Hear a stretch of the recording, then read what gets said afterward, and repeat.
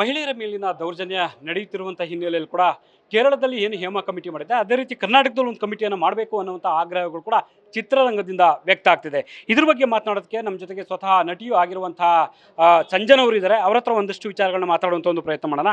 ಸಂಜನಾ ಅವರೇ, ಬಹಳ ಮುಖ್ಯವಾಗಿ ನೀವೊಂದು ಮಾತನ್ನು ಈ ಹಿಂದೆ ಕೂಡ ವ್ಯಕ್ತಪಡಿಸ್ತಾ ಇದ್ರಿ, ಮಹಿಳೆಯರ ಮೇಲೆ ಅದರಲ್ಲೂ ಕನ್ನಡ ಚಿತ್ರರಂಗದಲ್ಲೂ ಆಗ್ತಿದೆ ಶೋಷಣೆ ಅನ್ನುವಂಥದ್ದನ್ನ ಬೇಸರವನ್ನು ಕೂಡ ವ್ಯಕ್ತಪಡಿಸ್ತಾ ಇದ್ರಿ. ಸೊ ಕಮಿಟಿ ಆಗಬೇಕು ಅಂತ ಹೇಳ್ತೀರಾ? ಶೋಷಣೆ ಆಗ್ತಾ ಇದೆಯೋ ಇಲ್ವೋ ಅದು ನನಗೆ ಗೊತ್ತಿಲ್ಲ. ಬಿಕಾಸ್ ಯಾರು ಒಬ್ರು ಬಂದ್ಬಿಟ್ಟು ಇವ್ರು ನನಗೆ ಶೋಷಣೆ ಮಾಡಿದ್ದಾರೆ, ಅವ್ರು ನನಗೆ ಶೋಷಣೆ ಮಾಡಿದಾರಂತ ಪರ್ಟಿಕ್ಯುಲರ್ಲಿ ಎದುರುಗಡೆ ಬಂದಿಲ್ಲ. ಬಟ್ ಬೇರೆ ಇಂಡಸ್ಟ್ರಿನಲ್ಲಿ ಇಷ್ಟೊಂದು ದೊಡ್ಡ ಅನಾಹುತ ಆಗಿದೆ. ಆ್ಯಂಡ್ ನೋಡಿದ್ರೆ ಈಗ ನೋಡಿ, ಮಲಯಾಳಂ ಫಿಲ್ಮ್ ಇಂಡಸ್ಟ್ರಿ ಹೆಸರೆಷ್ಟು ಹಾಳಾಯಿತು, ಒಂದು ಕಪ್ಪು ಚಿಕ್ಕೆ ಬಂತು. ನಮ್ಮ ಕನ್ನಡ ಇಂಡಸ್ಟ್ರಿ ಅಲ್ಲಿಗೆ ಕಂಪೇರ್ ಮಾಡಿದ್ರೆ ಖಂಡಿತವಾಗ್ಲೂ ತುಂಬಾ ಶುದ್ಧ. ಬಟ್ ಈ ಥರ ಒಂದು ನಡೀದೇ ಇರಬೇಕು ಅಂತ ಒಂದು ಆ್ಯಕ್ಟಿವ್ ಆದ ಒಂದು ವುಮೆನ್ ಕಮಿಟಿ ವಿಂಗ್, ಮತ್ತು ಮುಖ್ಯವಾಗಿ ಹೊಸಬ್ರು ಹುಡುಗಿರು ಯಾರು ಬರ್ತಾರೋ ಅವ್ರಿಗೆ ಅವರ ಫಿಲ್ಮ್ ಇಂಡಸ್ಟ್ರಿನಲ್ಲಿ ಏನು ಮಾಡಬೇಕು, ಏನು ಮಾಡಬಾರ್ದು, ಎಂಥವ್ರನ್ನ ನಂಬಬೇಕು, ಎಂಥವ್ರನ್ನ ನಂಬಾರ್ದು ಅಂತ ಯಾರೂ ಒಂದು ಪಾಠ ಹೇಳ್ಕೊಡೋರು ಬಹುಶಃ ಇಲ್ಲ. ಮತ್ತು ಒಂದು ಮೊಬೈಲ್ ನಂಬರು ಇಲ್ಲ. ನಮಗೆ ಲೊಕೇಶನಲ್ಲಿ ಏನಾದರೂ ಪ್ರಾಬ್ಲಮ್ ಆದರೆ ನಮಗೊಂದು ನಮ್ಮ ಬೆನ್ನ ಹಿಂದೆ ಒಬ್ಬರು ಲೇಡೀಸ್ ಅಧ್ಯಕ್ಷರು ಇದ್ದಾರೆ, ನನಗೋಸ್ಕರನೇ ಅವರು ಅಂತ ನಿಂತ್ಕೊಳ್ತಾರೆ ಅಂತ ಒಂದು ಕರೆ ಮಾಡಿದ್ರೆ ಇಮಿಡಿಯೇಟ್ಲಿ ಯಾರಾದರೂ ಅವೈಲೇಬಲ್ ಇರಬೇಕು. ಸೊ ಅದಕ್ಕೆ ಒಂದು Sandalwood women artist association SWAA ಅಂತ ಒಂದು ಬಾಡಿನೇ ಫಾರ್ಮ್ ಮಾಡಬೇಕು. ಇದು ಬಂದು ನಮ್ಮ ಆರ್ಟಿಸ್ಟ್ ಅಸೋಸಿಯೇಷನ್ ಆಲ್ರೆಡಿ ಇದೆ, ಅದಕ್ಕೆ ರಾಕ್ಲೈನ್ ವೆಂಕಟೇಶ್ ಸರ್ ಬಂದುಬಿಟ್ಟು ಹೆಡ್ ಆಗಿದ್ದಾರೆ. ಇನ್ನೊಂದು ಫೀಮೇಲ್ ಹೆಡ್ಡೂ ನಮಗೆ ಕೊಡಿ. ನಮಗೇನಾದರೂ ಸಂಕೋಚ ಇದ್ದರೆ, ಪ್ರಾಬ್ಲಮ್ ಇದ್ದರೆ ನಮಗೆ ಒಂದು ಲೇಡೀಸ್ ಟು ಲೇಡೀಸ್ ಹೇಳ್ಕೊಳ್ಳಿಕ್ಕೂ ನಮಗೆ ಈಸಿ ಆಗುತ್ತೆ. ಆ್ಯಂಡ್ ಅದೊಂದು ಆ್ಯಕ್ಟಿವ್ ಬಾಡಿ ಆಗಿರಲಿ, ಯಾವತ್ತಿಗೂ ಎಂದೆಂದಿಗೂ ನಮ್ಮ ಬೆನ್ನ ಹಿಂದಲೇ ಇರಲಿ ಅಂತ ಈ ಥರ ಒಂದು ಬಾಡಿ ನಮಗೆ ಅವಶ್ಯಕತೆ ಇದೆ ಅಂತ ನಾನು ಪ್ರಪೋಸ್ ಮಾಡ್ತಾ ಇದ್ದೀನಿ. ಯಾಕಂದ್ರೆ ಈ ಹಿಂದೆ ಕೂಡ ಶ್ರುತಿ ಹರಿಹರನ್ ಪ್ರಮುಖವಾಗಿ ವಿಚಾರವನ್ನು ಗಟ್ಟಿ ಧ್ವನಿಯಲ್ಲಿ ಪ್ರಸ್ತಾಪ ಮಾಡಿದ್ರು, ಕನ್ನಡ ಚಿತ್ರರಂಗದಲ್ಲೇ ಆಗ್ತಿದೆ ಅನ್ನುವಂಥದ್ದು. ಯಾಕಂದ್ರೆ ಸಂಜನಾ, ನೀವು ಕೂಡ ಸಾಕಷ್ಟು ಚಲನಚಿತ್ರಗಳಲ್ಲಿ ಮಾಡಿದ್ರ, ಮತ್ತೆ ಬೇರೆ ಬೇರೆ ಭಾಷೆಗಳಲ್ಲಿ ಮಾಡಿದ್ರ, ಕನ್ನಡ ಚಿತ್ರರಂಗದಲ್ಲಿ ಆ ರೀತಿ ಇದೆಯಾ? ನೋಡಿ, ಒಂದು 100% ಜನರಲ್ಲಿ ಒಂದು 5% ತೇಡ ಮೇಡ ಜನ ಎಲ್ಲ ಇಂಡಸ್ಟ್ರೀಸ್ನಲ್ಲೂ ಇರ್ತಾರೆ. ಕನ್ನಡ, ತೆಲುಗು, ತಮಿಳ್, ಮಲಯಾಳಂ, ಅಥವಾ ಸಾಮಾನ್ಯವಾಗಿ ನೋಡಿ, ಈಗ ಆರ್ ಜಿ ಕರ್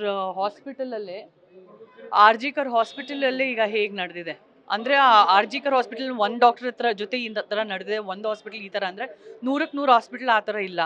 5% ಕೆಟ್ಟು ಜನ ಎಲ್ಲ ಕಡೆ ಇರ್ತಾರೆ. ನಾವು ಹೇಗೆ ಅವರಿಂದ ನಮ್ಮನ್ನೇ ಬಚಾವ್ ಮಾಡ್ಕೊಳ್ತೀವಿ, ಮತ್ತು ನಮ್ಮನ್ನೇ ನಾವು ಬಚಾವ್ ಮಾಡ್ಕೊಂಡು ನಡೆಸೋದಕ್ಕೆ ನಾವು ಏನೇನು ಕ್ರಮ ತಗೊಬೇಕು, ಹೇಗೆ ನಾವು ಸುರಕ್ಷಣೆಯಾಗಿ ಇರಬೇಕು.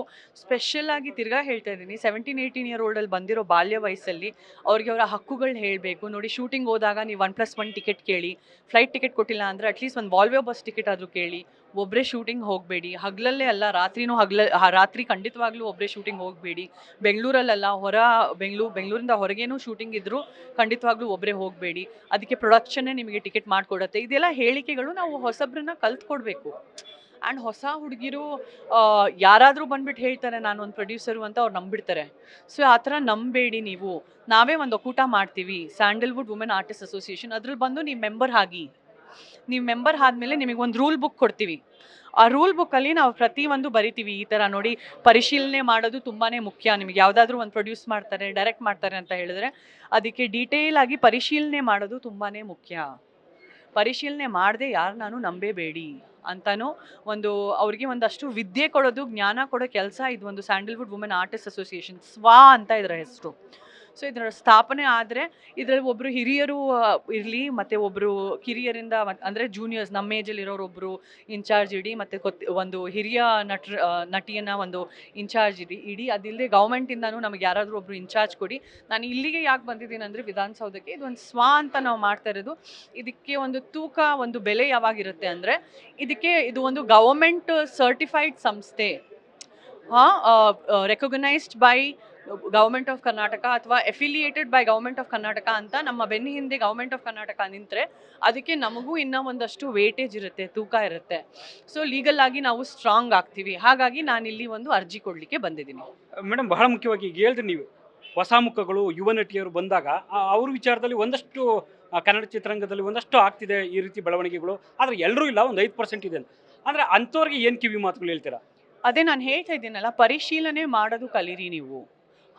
ನೀವೇನು ಸಿನಿಮಾ ಡೈರೆಕ್ಟ್ ಮಾಡಿದ್ದೀರಾ, ಯಾರಾದರೂ ಹೊಸ ಡೈರೆಕ್ಟರ್ ಬಂದುಬಿಟ್ಟು, ನನಗಂತೂ ಹೆಂಗಾಗೋಗಿದೆ ಅಂದರೆ, ನಾನು ಇಷ್ಟು ಹಿರಿಯ ನಟಿ, ನನಗೆ ಯಾರಾದರೂ ಫೋನ್ ಮಾಡಿಬಿಟ್ಟು ನಾವು ಹೊಸ ಡೈರೆಕ್ಟರು, ಹೊಸ ಪ್ರೊಡ್ಯೂಸರು ಸಿನಿಮಾ ಮಾಡ್ಲಿಕ್ಕೆ ಹೊಟ್ಟಿದ್ದೀವಿ ಅಂದರೆ ನಾನಂತೂ ನಮಸ್ಕಾರನೇ ಹಾಕ್ಬಿಟ್ಟಿದ್ದೀನಿ. ಬಿಕಾಸ್ ಮನೆಗೆ ಬರ್ತಾರೆ, ಫೋಟೋಗಳು ತೆಗಿತಾರೆ, ಫೋಟೋಗಳು ಹೋಗ್ಬಿಟ್ಟು ಗಾಂಧಿನಗರಲ್ಲಿ ವೈರಲ್ ಮಾಡ್ತಾರೆ, ವೈರಲ್ ಮಾಡಿಬಿಟ್ಟು ಈ ಫಿಲ್ಮ್ಗೆ ಹಣ ಕೊಡಿ, ಫೈನಾನ್ಸ್ ಕೊಡಿ, ಸಂಜನಾ ಒಪ್ಕೊಂಡಿದ್ದಾರೆ ಅಂತ ಒಂದು ಮಾತು ನಡೆಯುತ್ತೆ. ನನಗೆ ಗಾಂಧಿನಗರದಿಂದ ಕೆಲವೊಬ್ರು ಹಳೆ ಟೆಕ್ನಿಷಿಯನ್ಸಿಂದ ಫೋನ್ ಬರುತ್ತೆ, ನೀವೇನು ಒಪ್ಕೊಂಡಿದ್ದೀರಾ, ಫೈನಾನ್ಸ್ ಕೇಳ್ತಿದ್ದಾರೆ, ನಾವು ಹಳೆ ಫೈನಾನ್ಸರ್ಸು ಆಯ್ತು, ನನಗೆ ನೀವು ಪರಿಚಯ ಇಲ್ಲ, ಮತ್ತು ಇದು ಈ ಥರ ಒಂದು ಫೋಟೋ ವೈರಲ್ ಮಾಡಿ ಸುತ್ತಾ ಇರೋರು ಪರಿಚಯ ಇಲ್ಲ. ಈಗ ಈ OTP ಸ್ಕ್ಯಾಮ್ಗಳು ಬರುತ್ತೆ, ಆ ಥರನೇ ಇದು ಒಂದು ಪ್ರೊಡ್ಯೂಸರ್ ಸ್ಕ್ಯಾಮು, ಒಂದು ಡೈರೆಕ್ಟರ್ ಸ್ಕ್ಯಾಮ್. ನೋಡಿದ್ರೆ ಅವ್ರು ಒಕ್ಕೂಟದವರು ಆಗಿರಲ್ಲ, ಎಲ್ಲಿಂದನೂ ಆಗಿರಲ್ಲ, ಸುಮ್ಮನೆ ಏನೋ ಒಂದು ಶೋಕಿಗೆ ದೊಡ್ಡ ದೊಡ್ಡ ಕಾಂಟ್ಯಾಕ್ಟ್ಸ್ ಯೂಸ್ ಮಾಡಿಬಿಟ್ಟು ನಮ್ಮ ಪಕ್ಕದಲ್ಲಿ ಈಗ ನಿಂತ್ಕೊಂಡ್ಬಿಟ್ಟು ನಮಗೆ ಅರ್ಥ ಆಗಲ್ಲ. ನನ್ನ ಹತ್ರನೇ ಬರೋ ಮುಂಚೆ ನನಗೆ 5-6 ದೊಡ್ಡ ದೊಡ್ಡ ಆರ್ಟಿಸ್ಟ್ ಜೊತೆ ಫೋಟೋ ತೋರಿಸ್ತಾರೆ, ಇವರು ಬುಕ್ ಆಗಿದ್ದಾರೆ, ಅದೆಲ್ಲ ನಂಬಿಕೆಗಳ ಮೇಲೇ ನಾವು ಎಂಟರ್ಟೈನ್ ಮಾಡ್ತೀವಿ. ಸೊ ನಮ್ಮನ್ನೇ ಈ ಥರ ನೀರು ಕುಡ್ಸೋಕೆ ಬರ್ತಾರಂದರೆ, ಇನ್ನು ಹೊಸ ಹುಡುಗಿರ್ಗಂತೂ ಕೈನಲ್ಲೇ ನಕ್ಷತ್ರ ತೋರಿಸ್ಬಿಟ್ಟು ನಾನು ನಿನ್ನ ಐಶ್ವರ್ಯ ರಾಯ್ ಮಾಡಿಬಿಡ್ತೀನಿ, ಸುಷ್ಮಿತಾ ಸೇನ್ ಮಾಡಿಬಿಡ್ತೀನಿ ಅಂತ ಏನೇನು ನಡೀತಾ ಇದೆಯೋ ಅಂತ ಯೋಚನೆ ಮಾಡಿಬಿಟ್ಟು ಭಯ ಆಗುತ್ತೆ. ಸೊ ಇದಕ್ಕೆಲ್ಲ ಒಂದು ಬಾಡಿ ಇದ್ದರೆ, ನೀವು ಸಪೋಸ್ ಒಂದು ಆರ್ಟಿಸ್ಟ್ ಆಗಬೇಕಂದ್ರೆ ನೀವು ಆರ್ಟಿಸ್ಟ್ ಆಗಿ ಬಂದು ಇಲ್ಲಿ ಒಂದು ಸಣ್ಣ ಪುಟ್ಟ ಪೇಮೆಂಟ್ ಮಾಡಿಬಿಟ್ಟು ರಿಜಿಸ್ಟರ್ ಆಗಿ ನಮ್ಮ ಆ್ಯಂಡ್ ಈ ಒಂದು SWA Sandalwood women artist association ಏನಿದೆಯೋ, ನಮ್ಮ ಡೈರೆಕ್ಟರ್ಸ್ ಚೇಂಬರ್ಸು, ಪ್ರೊಡ್ಯೂಸರ್ಸ್ ಚೇಂಬರ್ಸು, ರಾಕ್ಲೈನ್ ವೆಂಕಟೇಶ್ ಸರು ಇದಕ್ಕೆಲ್ಲ ಬೆಂಬಲ ನೀಡಬೇಕು. ಅವರು ಬೆಂಬಲ ನೀಡಾದ್ಮೇಲೆ ನಾವು ಎಲ್ಲರ ಗೈಡೆನ್ಸ್ ಜೊತೆ ಎಲ್ಲರ ಇನ್ಪುಟ್ ತೊಗೊಂಡ್ಬಿಟ್ಟು ಈ ಥರ ಒಂದು ಸಂಸ್ಥೆ ಮಾಡಬೇಕು. ಪ್ರತಿ ಆರ್ಟಿಸ್ಟ್ ಯಾರಿಗೆ ಆಸೆ ಇದೆಯೋ ಇಂಡಸ್ಟ್ರಿಯಲ್ ವರ್ಕ್ ಆಗಿ ಪ್ರತಿಯೊಬ್ಬರು ಬಂದುಬಿಟ್ಟು ಇಲ್ಲಿ ಮೆಂಬರ್ ಆಗಲೇಬೇಕು ಅಂತ ಕಂಪಲ್ಸರಿ ಮಾಡಬೇಕು. ಅವರು ಸಪೋಸ್ ಮೆಂಬರ್ ಆಗಿಲ್ಲ ಅಂದರೆ ಅವರ ಮೊದಲನೇ ಸಿನಿಮಾಗೆ ಶೂಟಿಂಗು ಹೋಗಲಿಕ್ಕೆ ಅವರಿಗೆ ಒಂದು ಪರ್ಮಿಷನ್ ಇರಬಾರ್ದು. ಅಲ್ಲ, ಹೊಸ ನಟಿಯರು ಯಾರಾದರೂ, ಯಾಕಂತಾರೆ ಸಂಜನಾ ಅವರು ಹಿರಿಯ ನಟಿ, ಸೊ ಹಂಗಾಗಿ ಅಂತ ಕಷ್ಟಗಳನ್ನ ಹೇಳ್ಕೊಳ್ಳೋ ಅಂಥದ್ದು ಯಾವುದಾದ್ರು ಕೈ ಅನುಭವ ಆ ರೀತಿ ಏನಾದರೂ ಇಷ್ಟು ವರ್ಷಗಳಲ್ಲಿ ಇದೆಯಾ ನಿಮಗೆ ಕನ್ನಡ ಚಿತ್ರರಂಗದಲ್ಲಿ? ಹೇಳ್ತಿದ್ರೆ ನೀವು ಕಿವಿ ಮಾತುಗಳನ್ನೆಲ್ಲ ಸಾಕಷ್ಟು ಹೇಳ್ತಿದ್ರೆ. ಕಿವಿ ಮಾತಲ್ಲ, ನಾನೇ ಇಂಡಸ್ಟ್ರಿಯಲ್ಲಿ 18 ವರ್ಷದಿಂದ ಇದ್ದೀನಿ. ಯಾರಾದರೂ ಬಂದು ಭೇಟಿ ಆಗಿಬಿಟ್ಟು 3-4 ದಿನದಲ್ಲಿ ಡಿನ್ನರಿಗೆ ಸಿಗ್ತೀರಾ ಅಥವಾ ಡಿನ್ನರಿಗೆ ಸಿಕ್ದಂಗೆ ಏನಿದೆ ನಿಮ್ಮ ಹತ್ರ, ಯಾಕೆ ಸಿಗಬೇಕು ನಾನು ಡಿನ್ನರ್ಗೆ ಅಂತ ನಾನು ಕೇಳೋ ನನಗೆ ಗೊತ್ತಿದೆ. ನಾನು ಒಂದು ಸೀನಿಯರ್ ಆರ್ಟಿಸ್ಟ್. ಅದೇ ಹೊಸ ಹುಡುಗಿನಂದರೆ ಅವ್ರು ಬಹುಶಃ ನಿಜಕ್ಕೂ ಅಯ್ಯೋ ನಾನು ಡಿನ್ನರ್ ಸಿಕ್ಕಿಲ್ಲ ಅಂದರೆ ನನ್ನ ಸಿನಿಮಾ ಕ್ಯಾನ್ಸಲ್ ಆಗೋಗುತ್ತೇನೋ ಅಂತ ಡಿನ್ನರ್ಗೆ ಸಿಕ್ಬಿಟ್ಟು ಅವ್ರು ಬೇಳೆಗೆ ಬೀಳ್ಬೋದು. ಏನೇನಾಗುತ್ತೋ ಅವ್ರ ಜೊತೆ ಯಾರಿಗೆ ಗೊತ್ತು ಪಾಪ. ಸೊ ಇದು ಎಚ್ಚರಿಕೆಗೊಳಿಸೋದು, ನಮ್ಮ ಕನ್ನಡ ಇಂಡಸ್ಟ್ರಿಯ ಹೆಸರು ಹರಾಜಾಗೋದಿಂದ ಕಾಪಾಡೋದು, ನಮ್ಮ ಒಂದು ಎಲ್ಲ ಕಲಾವಿದರ ಒಂದು ಸ್ಪೆಷಲಿ ಹೊಸ ಹೆಣ್ಮಕ್ಳು ಹರಾಜಾಗಬಾರ್ದು. ಏನೇ ಇದ್ದರೂ ಹೆಣ್ಮಕ್ಳು ಹರಾಜಾಗಬಾರ್ದು. ತುಂಬ ನೋವಾಗುತ್ತೆ.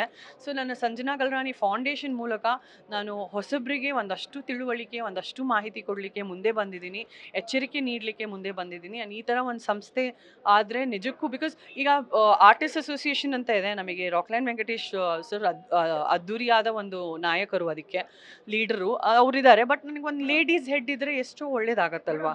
ಇದಿಷ್ಟು ಕೂಡ ನಟಿ ಸಂಜನಾ ಅವರ ಸ್ಪಷ್ಟವಾದ ಮಾತುಗಳು. ಕ್ಯಾಮ್ರಾ ಪರ್ಸನ್ ಬೈರೇಶ್ ಜೊತೆ Harish Kakul, news first, Bengaluru. News first ನಿರ್ಭೀತಿಯಿಂದ ನಿಮ್ಮ ಪರವಾಗಿ.